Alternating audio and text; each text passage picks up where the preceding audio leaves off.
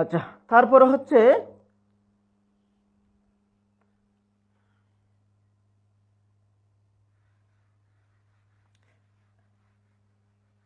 এখন একটা বিষয় আমি ক্লিয়ার করে দিই, যদিও সেটা তোমাদের বইতে নাই। এক্স অক্ষের সমীকরণ, যে বিষয়টা ক্লাস 8-এ বইতে নাই, আমি মনে করি এটা দরকারি। সেটা হচ্ছে এক্স অক্ষের সমীকরণ।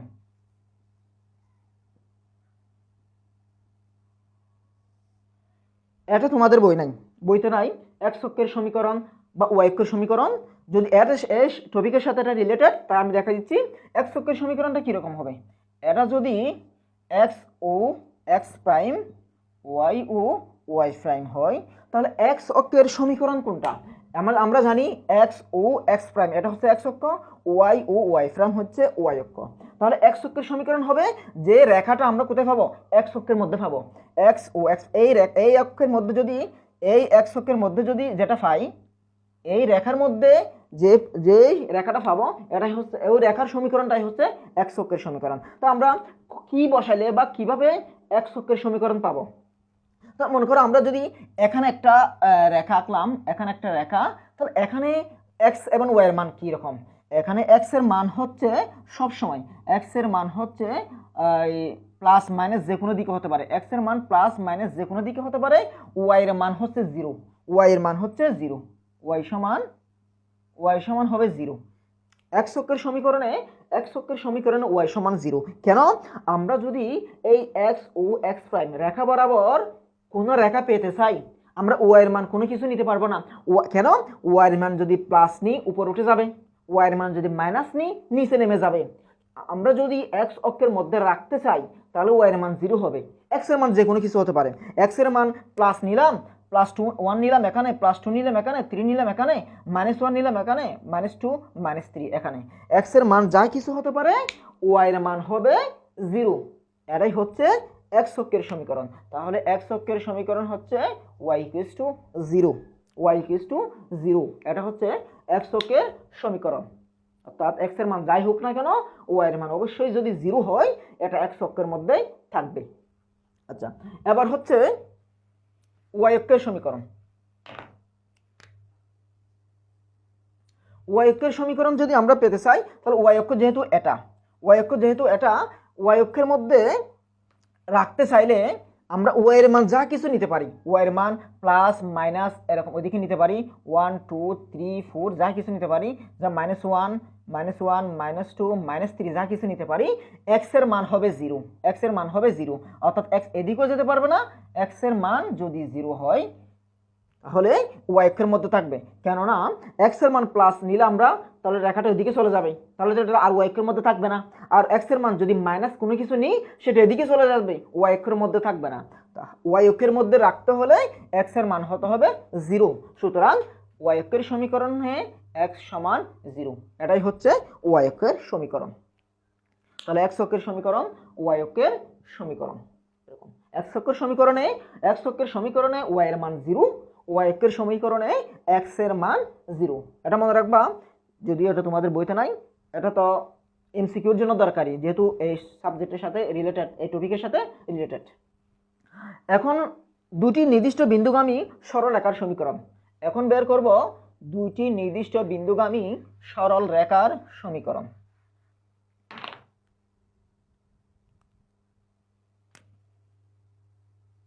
দুটি নির্দিষ্ট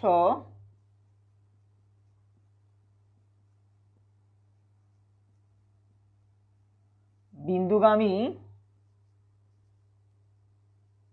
সরল রেখার সমীকরণ। দুটি নির্দিষ্ট বিন্দুগামী সরল রেখার সমীকরণ। দুটি নির্দিষ্ট বিন্দুগামী, তাহলে ধরে নিলাম একটা বিন্দু হচ্ছে P of x x1 y1, আর একটা হচ্ছে x2 y2। এই দুইটা নির্দিষ্ট বিন্দু পি কিউ এই দুইটা নির্দিষ্ট বিন্দুগামী সরলরেখার সমীকরণ। যদি এখানে এ স্থানাঙ্কে এই লেখচিত্রে একটা বিন্দু এখানে পি নিলাম, এদিকে একটা বিন্দু কিউ নিলাম,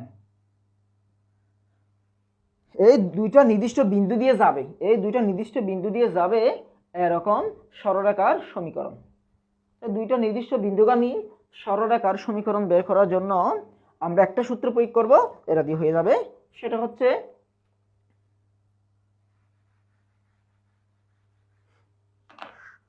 দুটি নির্দিষ্ট বিন্দুগামী সরলরেখার সমীকরণ, অর্থাৎ এই প্রেক্ষাপটে পি এবং কিউ, পি এবং কিউ এটা কি পি x1 y1 এবং কিউ x2 y2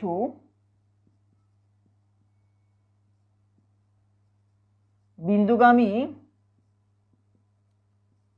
সরল রেখার সমীকরণ হচ্ছে x minus x1 divided by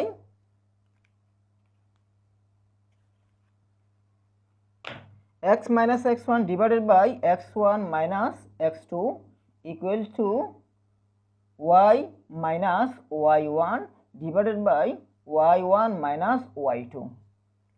এটাই হচ্ছে দুটি নির্দিষ্ট বিন্দুগামী সরল রেখার সমীকরণ, দুটি নির্দিষ্ট বিন্দুগামী সরল রেখার সমীকরণ। এটা এই সূত্রের মধ্যে আমরা বসিয়ে যে কোনো দুটি স্থানাঙ্ক দেওয়া থাকলে ওই বিন্দুগুলোর দিয়ে যাবে এরকম সরলরেখার সমীকরণ বের করতে পারবো। আমি উদাহরণ দিয়ে দেখাই। যদি এখানে x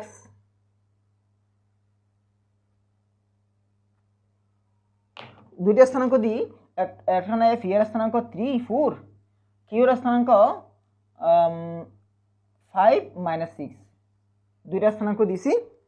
এই দুইটা বিন্দুগামী সরলরেখার সমীকরণ, এই দুইটা বিন্দুগামী সরলরেখার সমীকরণে এখানে আমরা মান বসাই দিব। x মাইনাস x1 হচ্ছে কত, x1 হচ্ছে 3, x1 3 divided by x1 3 minus x2 হচ্ছে কত, এটা x1 এটা x2, x2 হচ্ছে 5 equals to y minus y1 হচ্ছে কত 4, y1 4, তাহলে y1 মাইনাস y2 হচ্ছে -6, মাইনাস থাকার কারণে এটা ব্র্যাকেট দিয়ে দিব।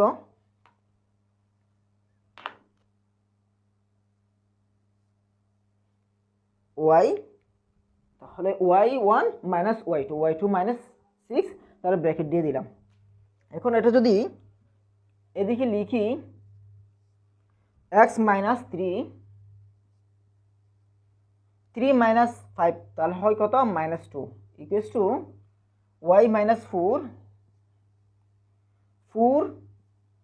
মাইনাস মাইনাসে প্লাস 6, তাহলে কত হয় এখানে x মাইনাস 3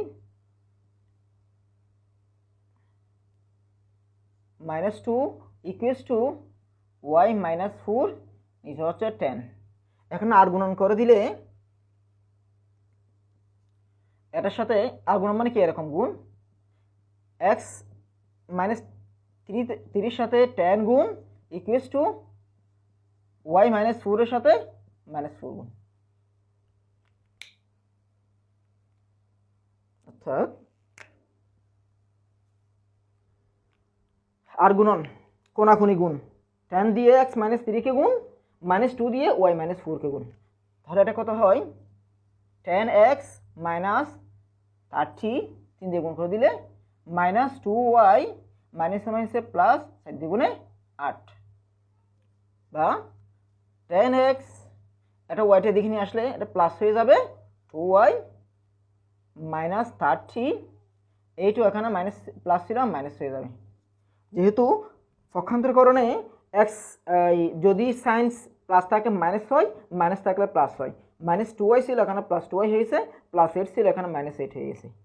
তাহলে এখানে এটা কত হয় 10x plus 2y minus 38 equals to 0। এটাই হচ্ছে এই বিন্দুগামী সরলরেখার সমীকরণ। পি অফ 3 4 এবং কিউ 5 - 6 বিন্দুগামী সরলরেখার সমীকরণ হচ্ছে 10x plus 2y minus 38 equals to 0। অর্থাৎ দুটি নির্দিষ্ট বিন্দুগামী সরলরেখার সমীকরণ।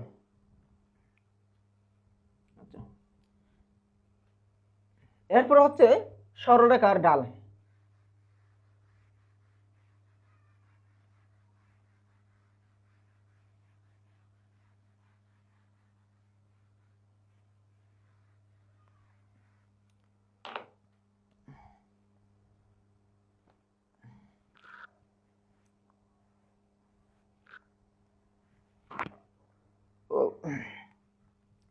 সরলরেখার ঢাল, তাহলে সরলরেখার ঢাল এটা কি?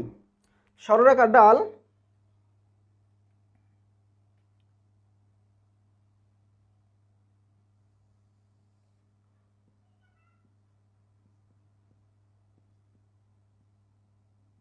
এই লেখচিত্রে যদি দুইটা বিন্দু ধরি, আচ্ছা এটা একটু বড় করে রাখি।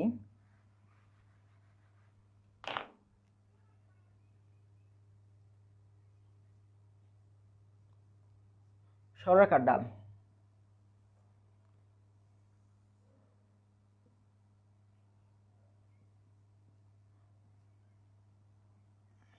এটা একটা সরলরেখা, সরি এটা একটা লেখচিত্র। এখানে যদি ঢাল বের করি, এখানে দুইটা বিন্দু নিব। এখানে একটা বিন্দু নিলাম সি, এখানে একটা বিন্দু নিলাম সি যার স্থানাঙ্ক x1 y1। এদিকে একটা বিন্দু নিলাম কিউ যার স্থানাঙ্ক x2 y2। এই দুইটা বিন্দুগামী অবশ্যই এর আগে যেটা করেছি সরলরেখার সমীকরণ পাওয়া যাবে। দুইটা বিন্দুগামী সরলরেখার সমীকরণ তো আমরা এর আগে যেটা আলোচনা করছি সরলরেখার দুটি নির্দিষ্ট বিন্দুগামী সরলরেখার সমীকরণে, সেটা দিয়ে আমরা ওই সরলরেখার সমীকরণ বের করতে পারবো। এখন এই দুইটা বিন্দুর ঢাল কি বা ঢাল কিভাবে বের করব? প্রথম আমরা এটা দূরত্ব হচ্ছে PQ, এই ঢালটা বের করতে হবে। এই ঢালটা যদি বের করতে চাই, এখানে x এর সমান্তরাল একটা আঁকবো রেখা, এখানে y এর সমান্তরাল একটা রেখা আঁকবো, যে দুইটা ধরে নিলাম আর বিন্দুতে ছেদ করছে। এটা হচ্ছে আর এর স্থানাঙ্ক। এটা যদি আর এর স্থানাঙ্ক হয়, এখন এর স্থানাঙ্ক কত? আচ্ছা, এখানে সি এবং কিউর ঢাল হবে সি কিউ ঢাল অর্থাৎ সি কিউ এর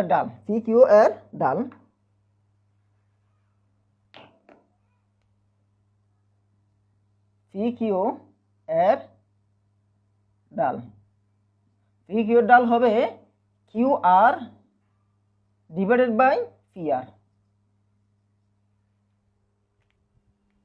PQ এর ঢাল হবে Q R divided by P R. এখন কিউ আর কোথায় পাবো, পি আর কোথায় পাবো?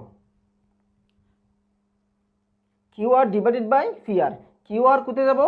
কিউ আর হচ্ছে এখানে, এই যে এখানে x2 y2। x2 মানে কত?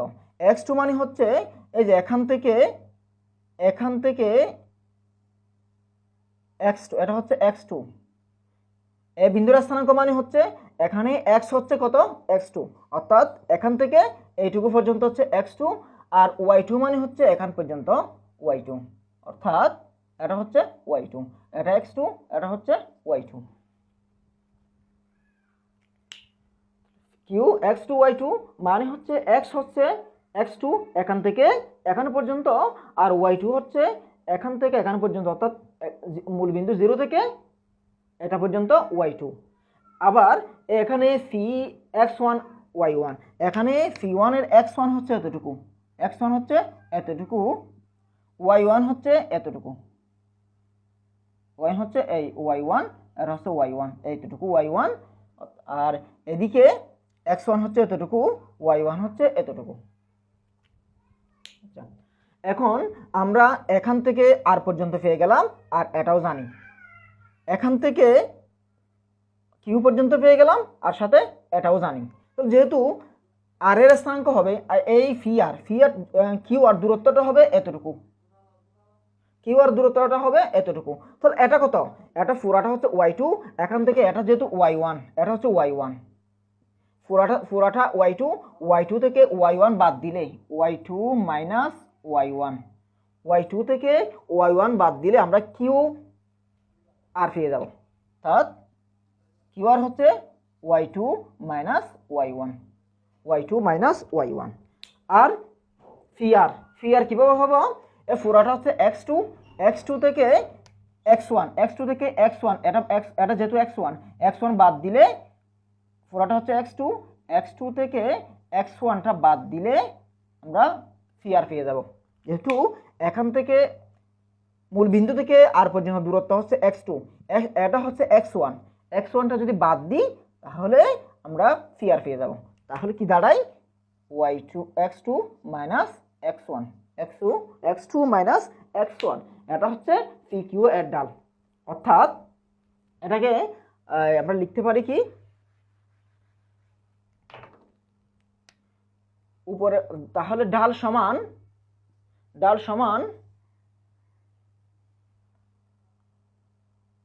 y স্থানাঙ্কের পরিবর্তন, y স্থানাঙ্কের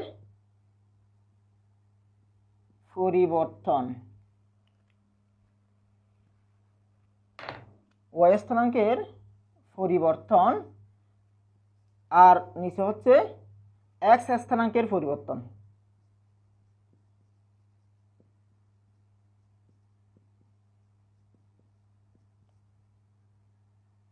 এটা হচ্ছে ঢাল y2 minus y1 divided by x2 minus x1। উপরে হচ্ছে y স্থানাঙ্কের পরিবর্তন, নিচে হচ্ছে x স্থানাঙ্কের পরিবর্তন। এটা হচ্ছে কোন সরল রেখার ঢাল।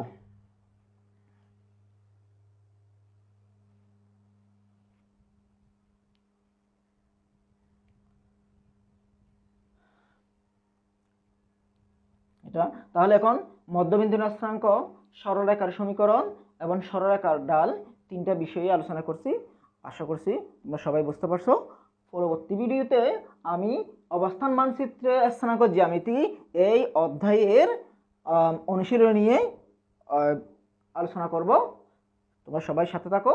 সবাইকে ধন্যবাদ।